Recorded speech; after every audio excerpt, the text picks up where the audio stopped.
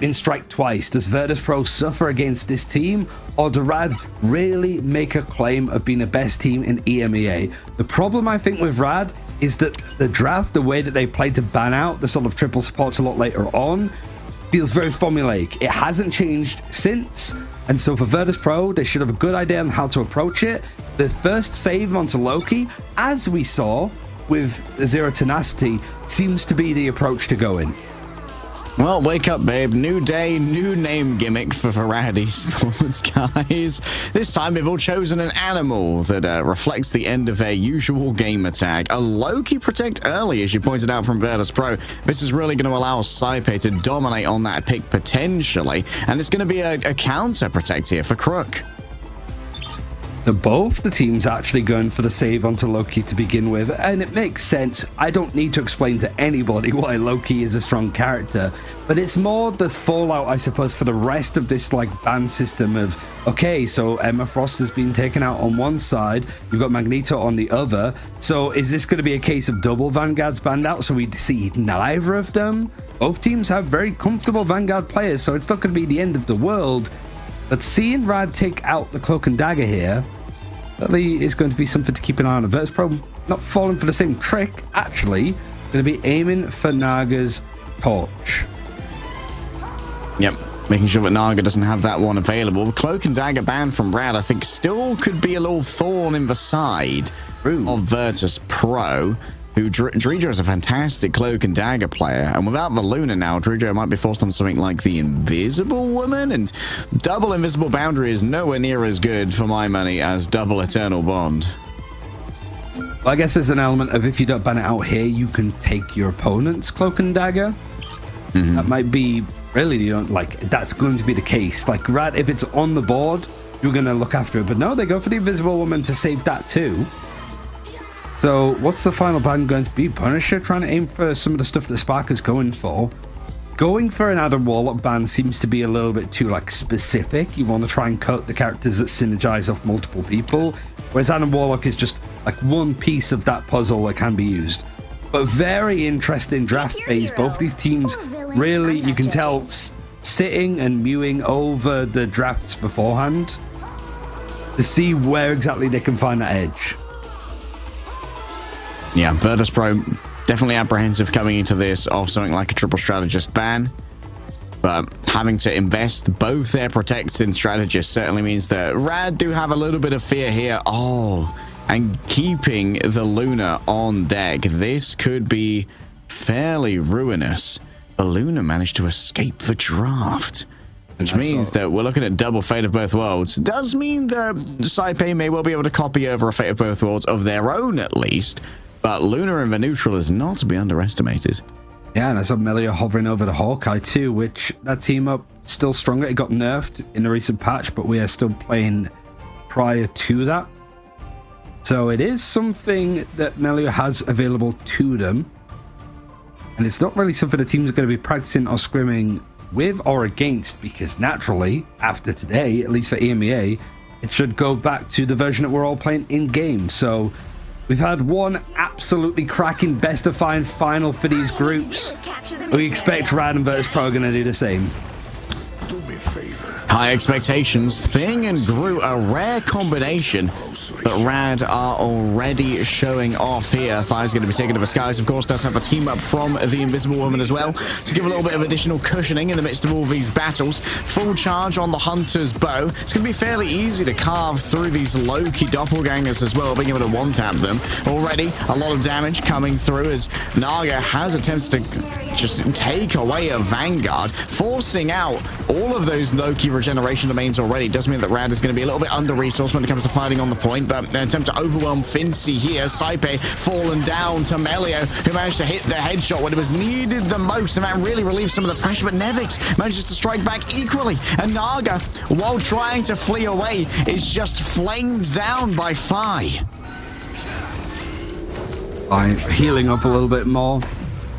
Eventually the reset goes over, and it's only 10% made on the board for Rad, who are still dedicating to playing the thing here, maybe expecting something like the Wolverine on the other side, but not quite. Sparker's over on at Psylocke has to dance the butterflies, and well, we saw a lot of this before, and somebody has made this particularly popular. See if Naga can really just fly across the sky Mach 10 to catch somebody out, and Fi is the main target.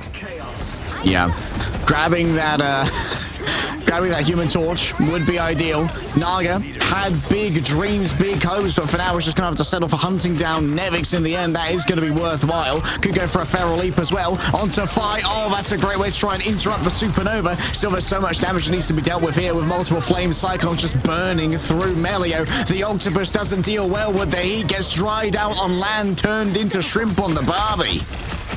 Oh, a dance to the butterflies on the staircase would be nice, but obviously that damage is going to be shared out for that little death ball of players that Rad have.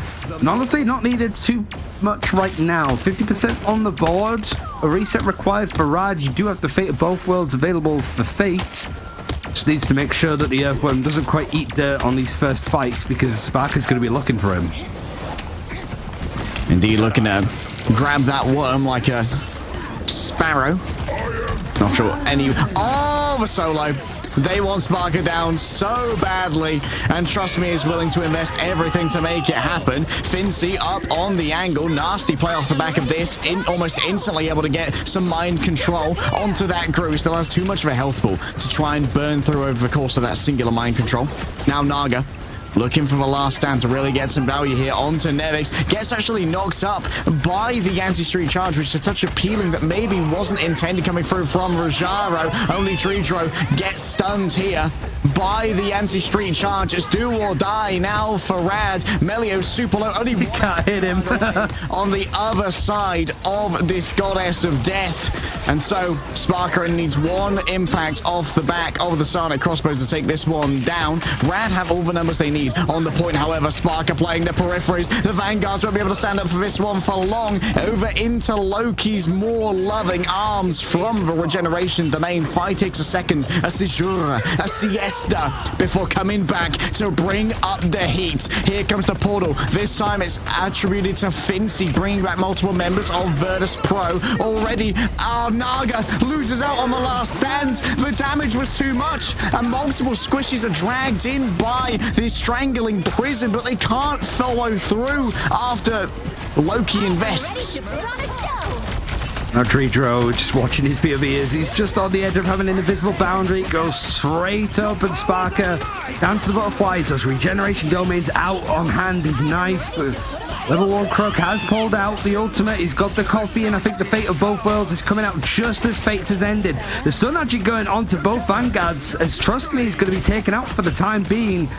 And now it's a bit of a precarious fight. Nobody's really leading the line either way, but Rad are going to be happy that it's still ticking up within their favor. They lose it, however, Virtus Pro are going to just take the point and take the first round.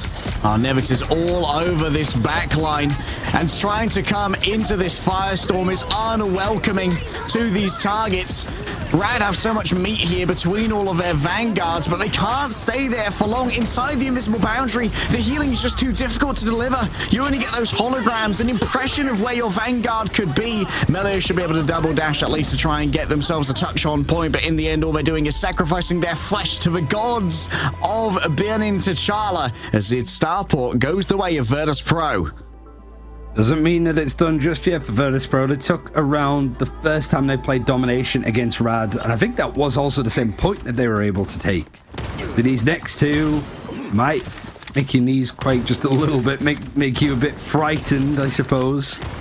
But for Virtus Pro, you sort of mentioned like the combinations as well with the God of Mischief and not using it on the invisible boundary. That last invisible boundary at the end was Saipe copying it from Dredro.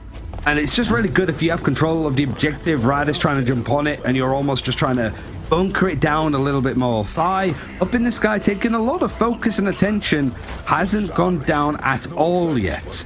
So he's doing a really good job of keeping some of the attention, but also good work from the supports and keeping him alive. Look at the difference in healing right now. It all comes down to how much damage Fi and Sparker are doing. It feels like Melio and Naga are just having trouble delivering the damage where it's needed, constantly on the defense, just chasing after Nevix's wild goose chase, or wild Swede chase. Running the Wolverine. It has been more about the focus and burning down characters, but I've just been the decoy that was grabbed first by the fastball. Onaga trying to see if he can go in onto the point, but the rest of the team trying to group up against this Dance of the Butterfly that's come all the way through. The elimination's now going in favor of Rad. It's a clean fight. They made a real cinematic appearance over on this battleground beforehand, and they're going to be taking the point first. Don't I feel foolish for thinking that grabbing that doppelganger was a bad play from Naga? Turns out it was the key to victory, right? All part of the plan.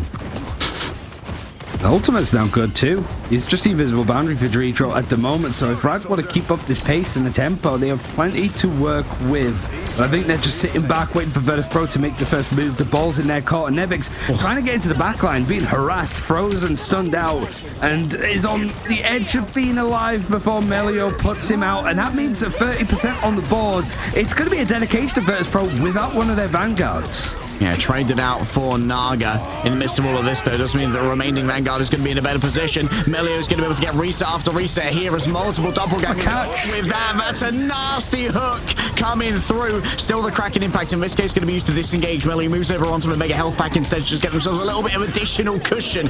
Virtus Pro going to be able to flip the point in their favor, but Rad is still scurrying around in the little nooks and crannies, finding the crevices to move on forward from. That's going to be Crook moving forward with the stolen ultimate of the Lunar Snow. The fate of both worlds to be decided here and now, as Naga can't quite escape from a Sonic Seduction. The follow-up might well be there, but coming back with just a little bit of HP remaining, trying to invest for last stand, was taken out in the middle of it. Cyber with exactly the timing that was needed. Melio overwhelmed by Sparker and Fincy combining their forces. The mutants rise up. What is Crook's crosshair? Get that off of my screen! It's the crazy fact that he's able to make those plays and make it work. The double look he's on the screen, it's confusing enough until you throw reticles like that in our faces. I feel like I've been flashbanged. Saipe, we sort of saying that he hasn't had much of a chance to show how good his Loki was, but moments like that are the key ones. It's such a good domain to keep people in the backline alive. And there's so much focus coming in. Naga diving in. Fi's going to just peel for the person that was unfortunately died, but everybody's still surviving on the side for Virtus Pro. Fincy taking a little bit of that CC, and the regeneration domain coming out from Crook this time. The invisible boundary making this more of a bit of a tight space, and the strangled prison crunching people down to atoms. Yet again, though, everybody's still going. Saipe getting the copy and bringing out the invisible boundary again for Virtus Pro. Happy to just sit on top of each other, make this impenetrable for Rad, and now that's the Dance of the Butterflies forcing out the fate of the both worlds on the other side from Crook. Yeah, that's the copied one coming through from the Fincy. Asked people to kneel, ended up crumpling themselves under the pressure. The point is flipped on back now. Just too much to sustain for Virtus Pro. Supernova, and then there's nothing. 3% over on the God of Mischief for Crook, and then Fate 37%. So that Supernova in the right place. If everybody's pushed together like this, and there might not be a regeneration domain available, might be enough to turn this back, as 88% is on the board for Virtus Pro. Groot almost overwhelmed just from the poke as it comes on in. Now there's even more damage to be proffered by the Firestorm. Supernova starts whipping up an absolute storm here. Rajaro forced a Yancey Street charge away. Virtus Pro almost get the cap, and they get it for free here, just off the back of a disengagement. And now Fate under pressure, slammed on down. A hot drop from Fi, gets a hot drop down on Fate. The ice gets melted. A Yancey Street charge to try and turn it around. Bionic Cook covered on Fi. Great shield coming through from Trijo. The peel is solid, and now the Dancer of Butterflies is going to make sure that this is unlikely to be yet another shutout. Virtus Pro are here to play, and they want their vengeance. Making it a statement to learning a lot from that first ever loss that they took. Able to take Rad's first map in this tournament, so no team from playoffs is going to be going in with a completely clean record. And you have to say that since that loss of Virtus Pro suffered last week, they haven't really put too much of a foot wrong, and the way that both these teams are like drafting, going after certain picks with the Loki, for example, that's still ever evolving. That has been the last couple of days, never mind like the last week and how much stuff has changed over that time. But Fi, you sort of mentioned how free it was for them, Virtus Pro, to take the point right at the end. It's, again, just a natural highlight of how good Human Torch is at the moment, despite the nerfs. It's not a multi, like, 2k, 3k, 4k. It's not him completely clearing out the opponents. It's him just putting in so much damage and being so irritating that Team Rad have to just back up, give that point over for free because of moments like you're seeing on screen. I mean, Naga, over the course of both of those rounds, didn't drop 5k damage. It was an absolute shutout. Comprehensive. I believe Naga lost both of their ultimates as well. There was one that was to Fi's Firestorm. I believe another was just a miscellaneous damage, taking too much of a risk. But going up against a Human Torch as a Wolverine is such a tall order. And both Fincy and Never... Virtus Pro, 2 wins, 0 losses, and some definitive games from them, and the way that they're able to play around it. I think a lot of focus on this is going to be around Virtus Pro being able to play like the Adam Warlock comps, because we've seen it before, just the amount of like resurrects from Climate Revivals of people being brought back.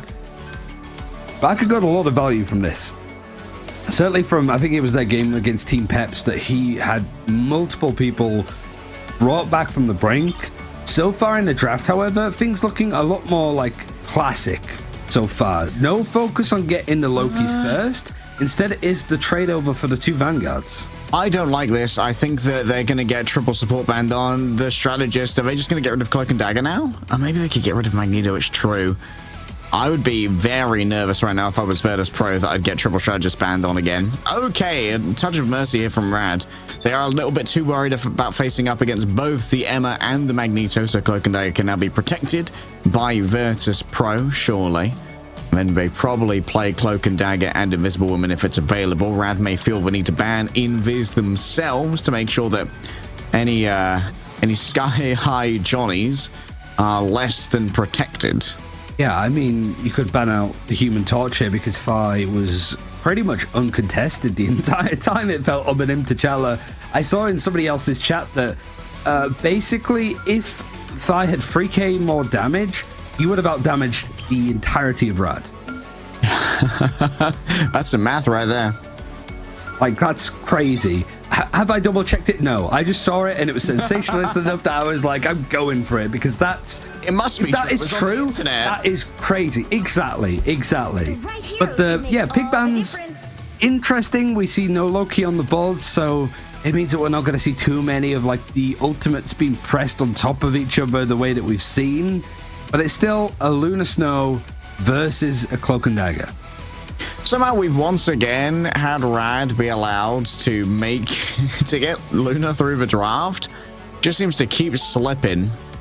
Virtus Pro, they are going to be able to copy over the ultimate this time. No God of Mischief to steal away that Fate of Both Worlds. So it's going to be a very one-sided strategist ultimate exchange.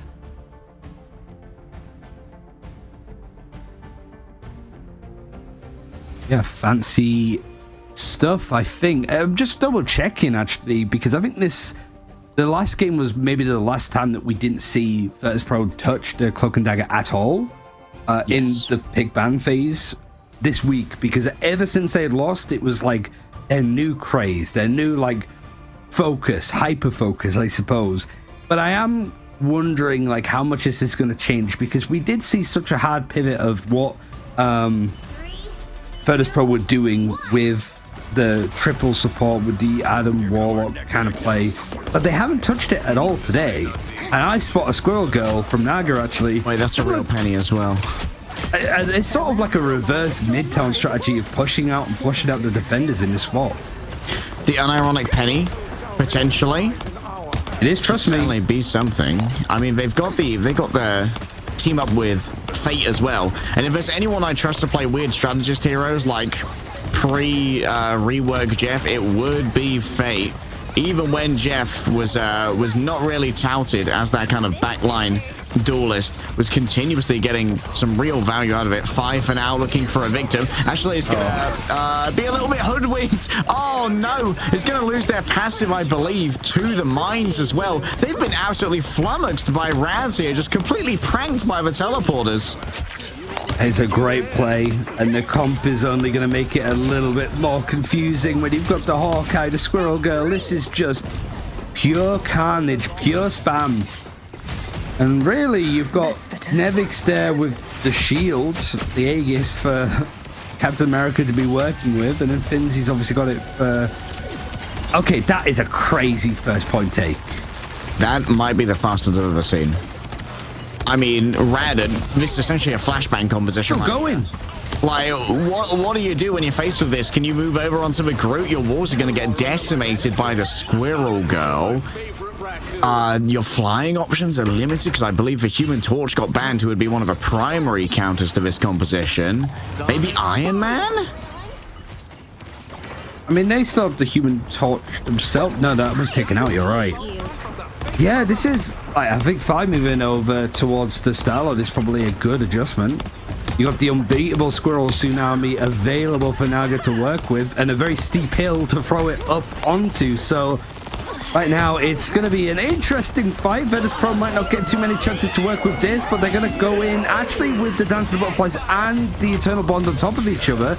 Meteor M not quite connecting too much, but the one pick that the Dance of the Butterflies does get instantly brought back with a BRB. Oh, a fully staffed mugging. Whoa! Trust me, managed to peel for Naga when they were about to get, I believe, like a 3v1 right there. Crazy value out of a Penny Parker.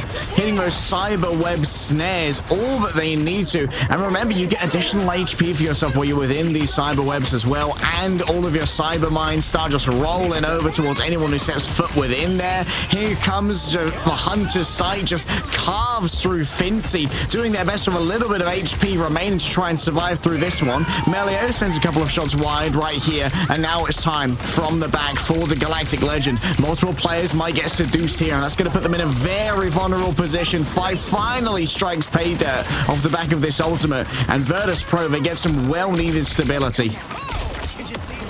Yeah, up until this point, I had questions. I was even a little bit scared, honestly, that Rad were pulling this out and it was working so well. But I'm starting to shiver again, like Dave, because there's been no changes. Rad are still going with this. Hard commit. The ride or die. I mean, they've scrimmed this and it must be working, because Virtus Pro, they had a pretty positive outlook on this one, and they gave up on like playing Hall of Dajalia. Admittedly, they're still in the pool. Out comes the Dance of the Butterflies. This is going to potentially carve through both for Luna and the Squirrel Girl. The Squirrel Girl survives for now, but Sparker ain't done chewing. He's gonna try and come back and finish the meal. However, Naga keeps him at arm's length. Rajaro grabs the final hit that was necessary on a 1 HP player. Saipe momentarily dodges away as the Invisible Woman, trying to avoid the attentions of Naga. It's an unbeatable Squirrel Tsunami, which is still raining terror over in main, though, by the way. And trust me, just has so much zone control with these cyber webs. It physically shouldn't work, right? It's this Grenadier character launching uphill, and it's working to a T. Fi is having to work overtime. The barrage is nice to get onto 2, and the invisible boundary means that there should be enough of a fight to be able to take here. Forcing out the Meteor M, it's not going to catch, but you do have to follow through from Virtus Pro. So yet again, right in the brink of time, there's still just under 2 minutes to stake claim to this for Virtus Pro, but I managed to just have a hold on it, and Rad, not quite standing for ride or die, but as close as you're going to get it, because this comp is not shifting. Fi's absolutely owning at the moment, by the way. Already has yet another Galactic Legend. And there's not really going to be an ultimate to try and deal with this one. No Meteor M, no Fate of Both Worlds. It might just come down to Melio using their Hunter's Sight to deliver the damage onto that Starlord when it is most evasive. Here comes the Spider Time.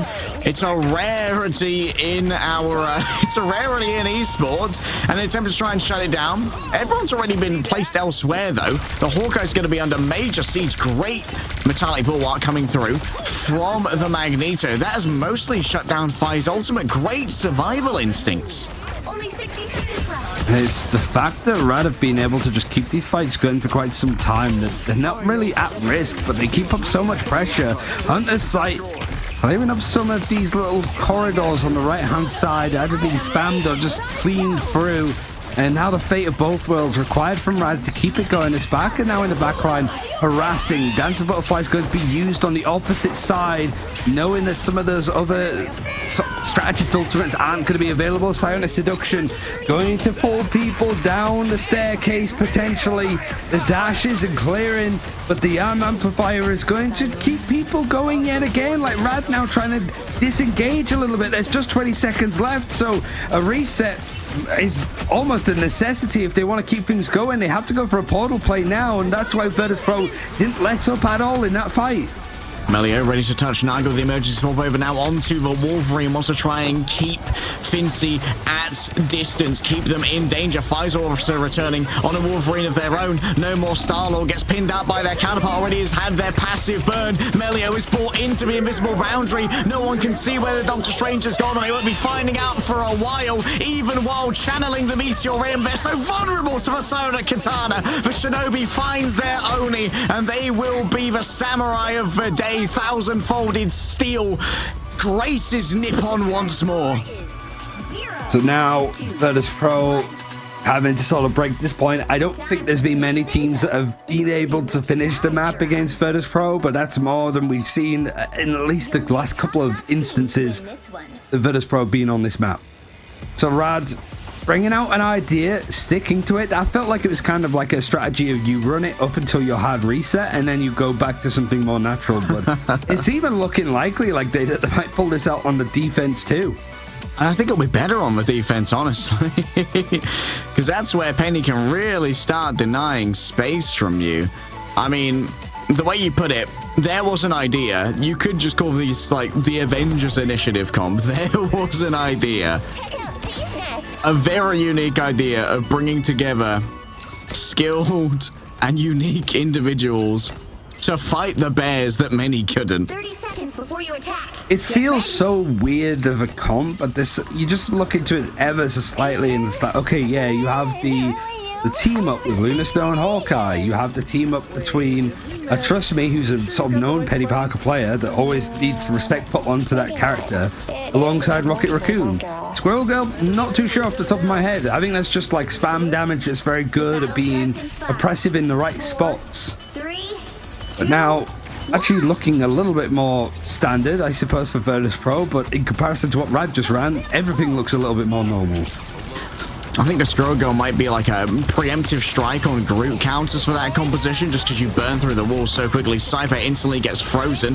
Not sure whether that was part of the Luna or part of the Hawkeye, but in the end, a freeze. Fi just flies out randomly, gets punished by Crocodile, of course. The neutral gameplay of the Luna is not to be underestimated. Her output is intense. I mean, it's, I guess, surprising that Croc is the one that's over on the Luna Snow instead of the Rocket Raccoon, because Croc has been one of the most flexible strategist players that we've seen at the top level for quite some time. I at least able to get some revenge, but the rear back means that Trust Me is going to be returning fairly soon. But it's not as if he's going far. This feels like it's a little bit of like a spawn pushback as Virtus Pro now trying to get past this like elbow corner. And one of the things that Virtus Pro have been very good at on this map is keeping this payload moving with 3 people on it, whilst the rest of the team is able to push up and take these fights. Rad can't contest right now. In fact, they're just trying to contest their lives. Oh, big investment. That's just going to be the solo dance for the butterflies essentially there onto Fate, unable to res themselves, of course. Cosmic Yarn Amplifier is going to wait behind for about a second longer, and Trust Me is going to be recipient of that, but now it has expired. Treedro, oh, in the back of the head. Melio, the perfect play. The eternal bond is gone, and the remainder of Virtus Pro moved on forward, thinking that they had the healing behind them to survive. What a clutch from the Hawkeye. It's great stuff. But this is still Rad having to hold on for 2 and a bit minutes. It is just before this final checkpoint, so they're making the most out of the map's positions. You'll start to look at it though. Virtus Pro did nicely on his defense to stop the payload where it is, but as time goes on, that distance is going to feel a lot longer. Get into this checkpoint and then an extra 120 meters up that high altitude cliff. Basically, it's going to be hard when you have these characters using big ultimates. The fate of both worlds alongside the Spider Sweeper is going to put Fimsy in a bit of a predicament as Naga is able to grab onto him too. This is a real interesting fight, and Rad have maybe answered too many questions for Virtus Pro that they're not sure how to respond. Yeah, Melu gets picked here, instantly raised by the battle recall beacon. Rajaro, that means that they're going to take a while to get back, though. Might have to swap over onto the Doctor Strange. Quickly portal away. Speaking of portals, Teleporter helps with disengage here of Rad. Fi takes to the skies, instantly stunned, almost sinks down into the cyber snare webs. And while it is an ambitious attempt at a feral leap there by Naga, it does keep Fi at bay.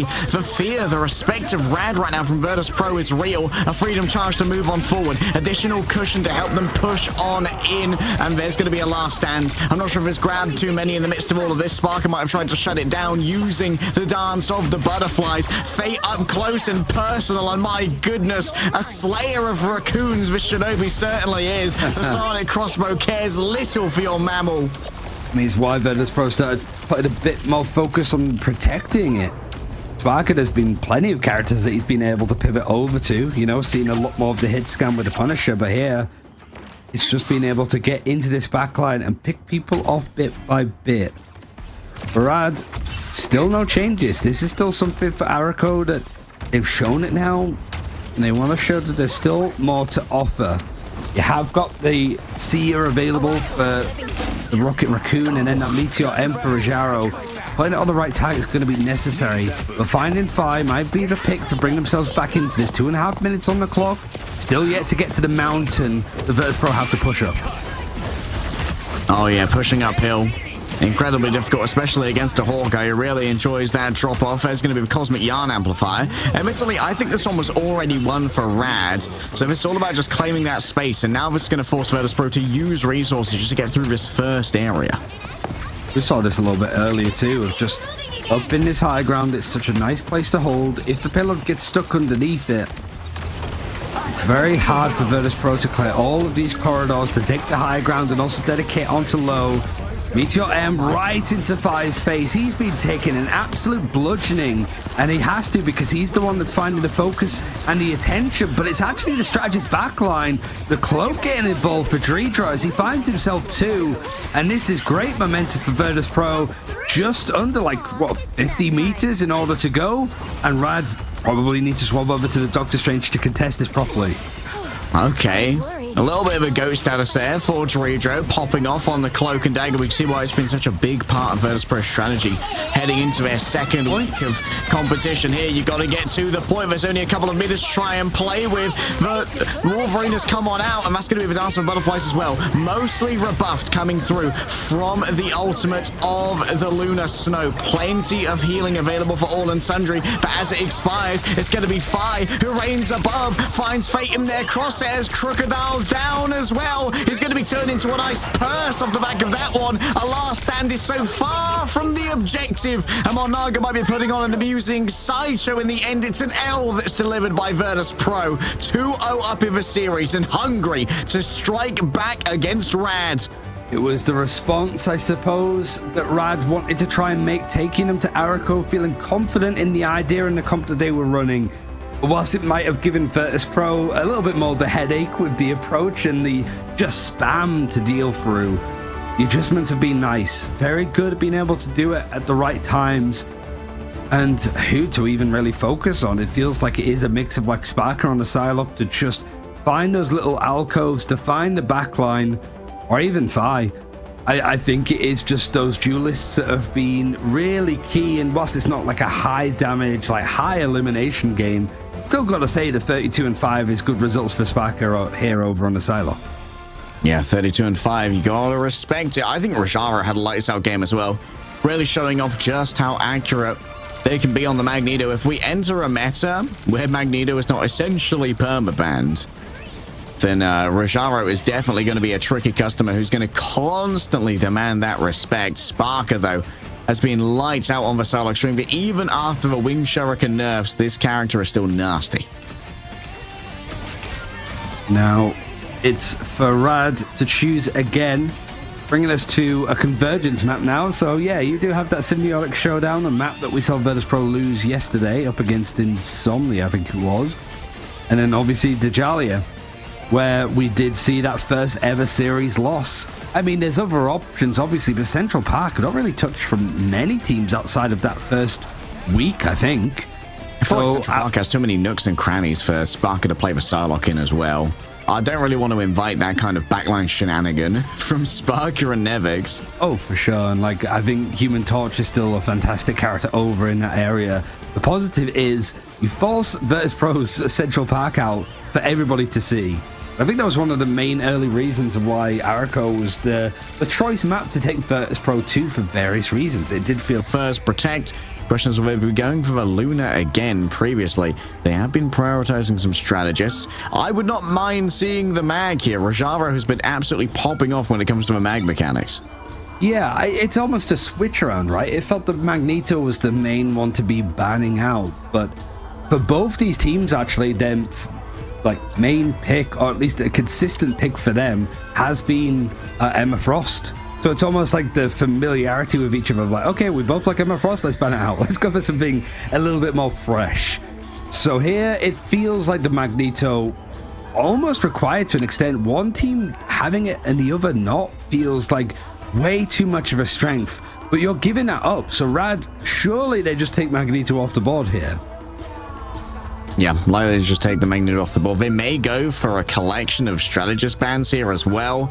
I think that Rad may have missed a trick by not triple banning strategists before and getting rid of both the Invisible Woman and the Cloak and Dagger to make sure that the Loki would be played like alongside either an Ultron or an Adam and a Mantis, which would have been unideal. There it is. This is what I thought Rad should have done last time around to deny a good... we're likely going to see the Protector of the Invisible Woman here. This is for the last viable option, honestly, if you want to run a dual strategist backline.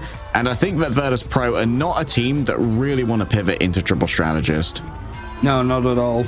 And I guess it means that maybe like Cloak and Dagger save right at the end for Rad.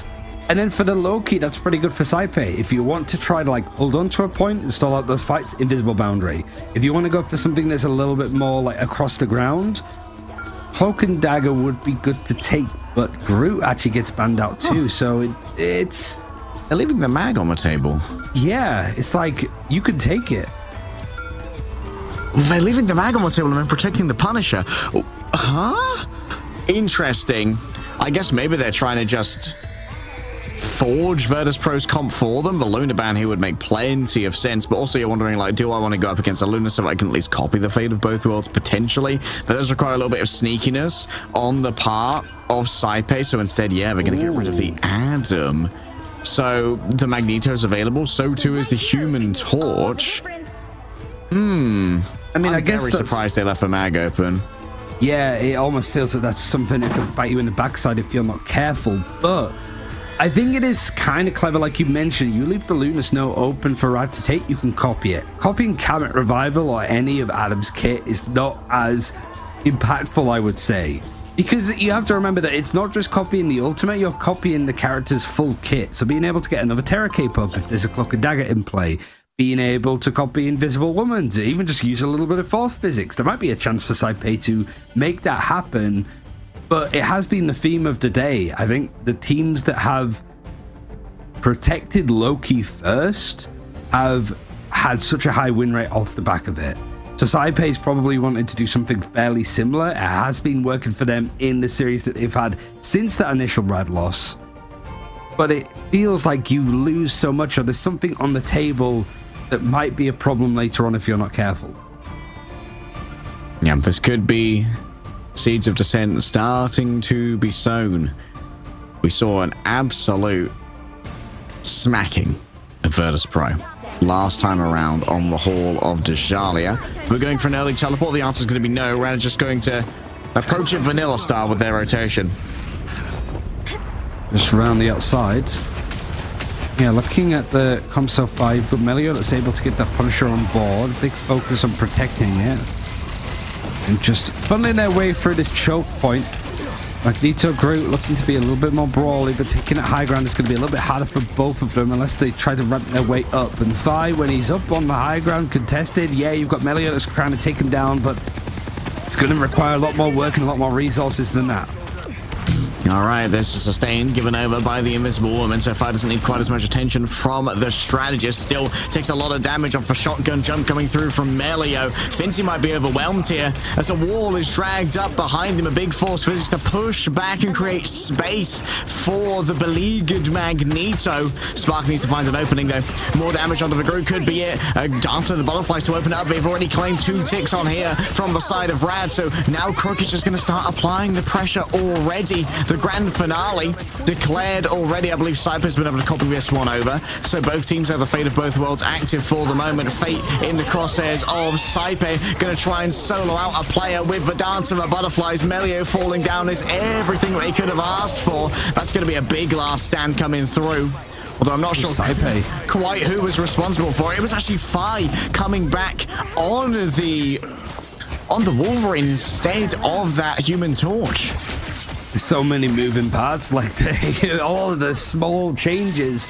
It was looking like Rad were going to make a very quick point of this. I think the biggest difference as well from the last time these two teams played is who starts on what side first. Virtus Pro struggled on their attack, and so Rad only needed to get 50% cap to win the engagement. So seeing it go past this first point would be seeing a little bit more of the map that we saw last time. So far, it's a good hold for Virtus Pro. They're going to use that Freedom Charge very early on, even before the engagement happened. A proactive approach for Virtus Pro. Need to be careful, though. Fi was frozen out. Nevix has found that pick, but you don't want to lose anybody too deep here. No, Crocodile being down means that Fate's essentially solo healing at the moment. Can find himself very vulnerable. This is very brave from Melio. Does get given that metallic bulwark as well to try and give him some additional staying power up on that angle. Fi just gonna stay reserved for the moment. You can see Nevix setting up on the backside as well, ready to try and make an attack into a back, take down Crocodile or the Earthworm when they least expect it. Moving forward goes the Alligator. This is going to be the Dance of a Butterfly, potentially pushed only onto one player. It's Rajaro coming down. Oh, that was maybe an unassist right there. Oh, yeah. Attempting to take down Nevix potentially just with all of this, and even more potential put forward towards onto Fincy. You can't eat up the arms of the Groot, and so you manage to carve on through it. But when all is said and done, Virtus Pro are still clutching out here off the back of their raw mechanics. It's Melio on the angle, but they can't see most of their targets inside of the invisible boundary. They run out of time, and they run out of space as Fi comes around the outside with a feral leap. You got the last stand now for this pro. Even Nevix jumping back on the Venom. It enables you for a little bit more dive. Makes things a little bit more stressful for Rad as they've only made up to 96% on the point. Essentially almost capped it. Virtus Pro only need to do with the 4 minutes they have is match it unless Rad can put together a real big push here. Fate of both worlds might enable some forward momentum in their favor, but with a Dance of the Butterfly from Sparker, he's so good at getting picks but also manipulating Rad into awkward spots. You want to try and get Crook to use their ultimate here and then pull them all out of it using the last stand thereafter. Fi, this is his fight to win at the moment. Still needs to build up the rage and get it done. Out they come. That's going to be a big play coming through from Fi. Big isolation onto Rajaro. Should be of well. What's Melio doing back here as well? That's a wild position for a Punisher to be in. And that means there isn't quite as much pressure on the front line of Virtus Pro. There's no one there to touch. And while the duelists may be doing their own adventures in the back, Rad are unable to convert. And I'm sure that Virtus Pro is sat in the attacker's spawn now with a big old smile on their face. Poetry, it rhymes, as a wise man once said, to just go and almost do the same to Rad. All you need to do is cap a percentage of that first point. You're able to get revenge on the series that you lost on 2 of the maps that you lost to. Showing that it was just a blip, a bad day at the office potentially for Virtus Pro. And it's not even a case of them working out what the meta of the draft phase is and just going for that. It has been a much more diverse, experimental way that both teams are playing, making use of the fact that it is seeding, sure, but at the same time, that nothing is quite worked out in this game as of yet. Sparker not being eliminated once, Dreedra not being eliminated once. Moving over to just give themselves an extra little bit of armor. All they need is a good bit of attack. Rad having to hold astonishing odds against them. From 4 minutes on this point and 96%. And that's the kind of thing that maybe even just positioning can decide when you lose a tick here and there, just to 3, 2, try and 1. give over some space, play for survival. Got For it? Virtus Pro and Rad, as you said before, history doesn't always repeat itself, but it often rhymes. The group ban not really hitting Virtus Pro all too much at the moment. What am I? A little bit worried about it, but I mean, there's still another half to be played. The Human Torch, just doing Human Torch stuff. There's a lot of suppressive fire that's going to force that turret back, and I think Melio actually got kind of low on HP, so I've required a little bit more resource and cooldowns in order to stop him embarrassingly going down. It might not even matter though, when you just have that focus there, it forces, trust me, to back out, and it's actually fine. It ends up being the first elimination. Naga is up on the high ground waiting for him, and he's managed to string it to get both duelists. That control of the high ground is absolutely brutal, and now they're going to try and hunt down Nevix in the back, or at least make sure he doesn't have the HP to do as much audacious stuff as he would like. And Ultimate's not quite on board yet. At least that Supernova is going to be very good, but I guess you're also looking at it from Rad. Everybody's on the low ground. Nobody's reset to try and take that high little perch, other than Naga, that's going to be up and down like an escalator. And Nevix has gone down pretty early on in that engagement. We do hit the copy actually coming in from Saipe, but not sure what on, and he's holding on his ultimate for the time being just to get the full duration out of it. Naga crazy when it comes to taking these 1v1s. He's so confident, and that's what you need from a carry DPS. You need that swagger to be able to take that 1v1 and think, I'm gonna win this. He didn't even use the ultimate, I guess, to just try to like reset the duration quickly and farm up another God of Mischief for when this fight happens, because right now Virtus Pro flirting with the point. They haven't really put too much on top of it, but now you do have the Dance of the Butterflies and the Eternal Bond, and also all of this fire and flame coming in from Fire and the Human Torch. Unreal play there with the metallic curtain, stopping any value out of the Groot ultimate coming on through. Crazy plays from Fincy inside the invisible boundary now. Virtus Pro had themselves a Supernova to try and play with, but they know that Naga's on the outside, working the peripheries, ready with a Dance of the Butterflies. If it is going to be necessary, Rajara already striking pay dirt here. It might not be. Virtus Pro have already lost more than half their time back without a single tick to their name. And Rad have got so much that they're sat on top of too. We all know those moments of a final judgment, and Melio is just going to wait it out. Virtus Pro. Ultimates from the strategists waning, so it's going to be the Freedom Charge that sort of pushes on up first. Meteor M not quite connecting, but the final judgment going to force stuff back. Virtus Pro have to respect this, and they've been respecting a lot. A minute on the clock like day, and the pressure's only going to start building. All are forced to flee. The Dancer of Butterflies remains, but the Sparkers fights first here. Fate gets just in time the ultimate that was needed, the Eternal Bond for the healing, the staying power that they wanted. Fincy unable to deliver too much except for a little bit of damage, which Fire can finish off now. Rolling on forward with the Eternal Bond. Cyber makes sure there's plenty of healing for all and sundry. I don't know what Trust Me just ulted, but it certainly wasn't Virtus Pro. Maybe Fincy once again pivoted for shield to just stop any value coming through. A second tick delivered now for Virtus Pro. Rad needs to move on to a point. They're all out of second chances, all out of mulligans, almost all out of ultimates, with the exception of what Naga's bringing to the table. You can't keep a contest on the Dance of a Butterfly. Trust me, it's too late to TP back. And Virtus Pro say, you will not embarrass me again. The Bears have awakened from their slumber. Hibernation is over. A crown is once more reclaimed. At least they're able to bounce out and be the top seed out of their group, which was probably in line with people's pick'ems so far before we got into the group stages, but maybe not the pathing that you would expect to run into. So the 3-0 that we were expecting on one of these best of fives like day was actually the one that we were not expecting to be the clean 3-0. But it's a great response, and also like there's so many little moments that you could really pin down on how Virtus Pro were able to take that point in the end. That Meteor M from Finty, and then Fi being able to just get the catch over onto Crook was key, because up until then it felt very comfortable for the team of Rad to just hold on to that point. They were happy to take in a lot of that pressure. Melio and Naga were able to find so many picks to just keep Virtus Pro resetting. But in the end, Sparker, this is the point that he was able to sort of just clear up and a couple of scrappy fights on both sides, but that's where you'd expect when the parity between teams is pretty much down to centimeters, it feels like. I mean, I hate to be that guy, but 2 no-cells on the Groot ultimates for strangling prisons did not deliver in either instance, as far as I'm aware. I think Fincy may have blocked them both. That might be less Trust Me's fault and more Fincy just being that guy. But you've got to get more out of your Groot ults. We're sort of used to having you in these interviews when you win these grand finals, but revenge is sweet, I suppose, right? Yeah. It feels nice. Were you guys nervous at all heading into today's game against Rad after how thoroughly you were kind of defeated last time around?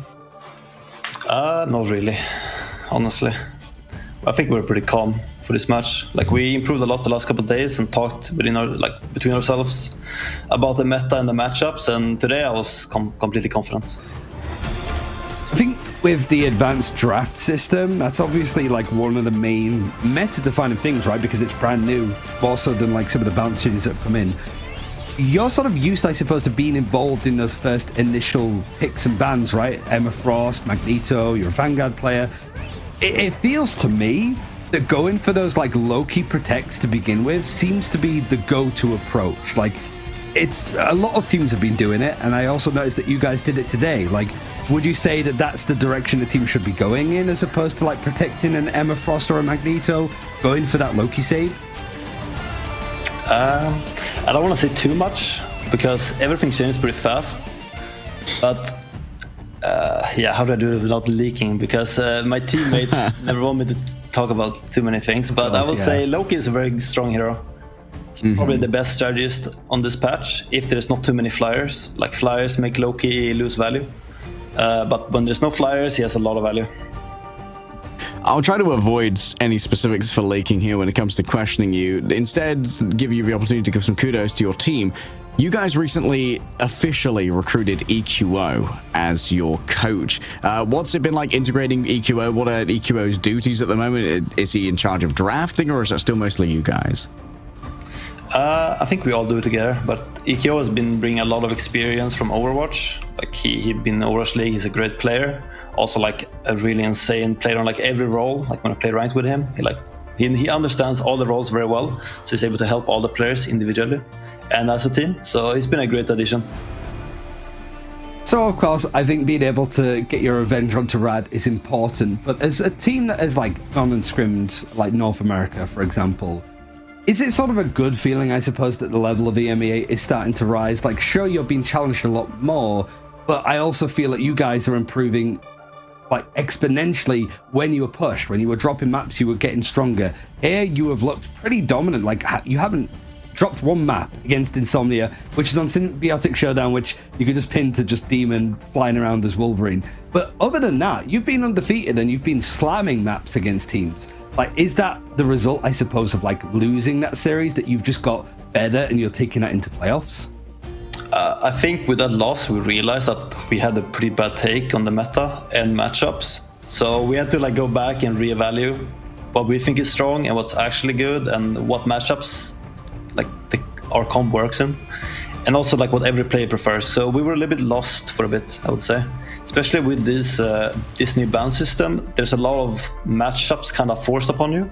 Before, you would just play mirror like all the time, and we would just beat them in the mirror. But now it's not as easy.